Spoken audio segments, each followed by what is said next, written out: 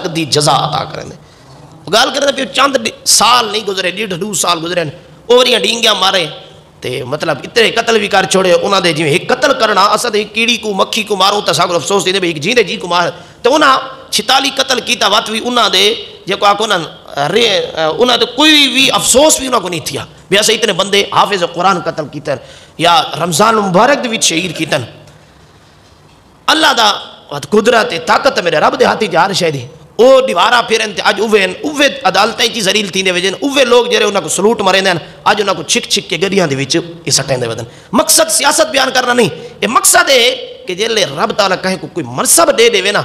اقتدار مل ونجے منصب مل ونجے عہدہ مل ونجے وات اون دے تکبر نہ کرے کیونکہ اے جڑی تکبر ہے اے بڑائی ہے میرے رب کو چنگی لگدی ہے اے رب دی ذات کو کیونکہ فرمایا الکبر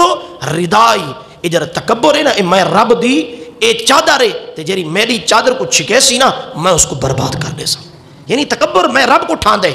میں تکبر کرا رب دے میں تکبر کرا تے میں کو ٹھان دے تو تسا کیڑی شے تے تکبر کرے. اگر بندہ اپنی حیثیت دیکھے نا تے ایک گندے پانی تو بنیا ہویا انسان ہے تو منصب یا طاقت ملن تو بعد بندہ اون دے تے اپنا اتراندا ودا ہوئے تے اکڑ دکھیندا ودا ہوندے وڈے ہی دکھیندا ودا ہوئے او کیڑا انسان ہے. اس گل ایک عہدہ ملن دا منصب جر ایویں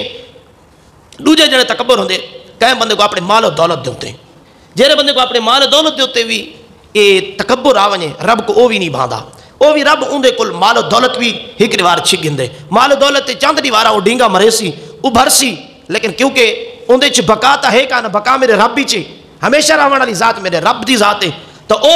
عارضی طور تے ڈینگا تا مار گن سی لیکن اس ڈینگے مارن دی وجہ تو رب اندی نعمت ہمیشہ ہمیشہ واسطے چھک گن سی.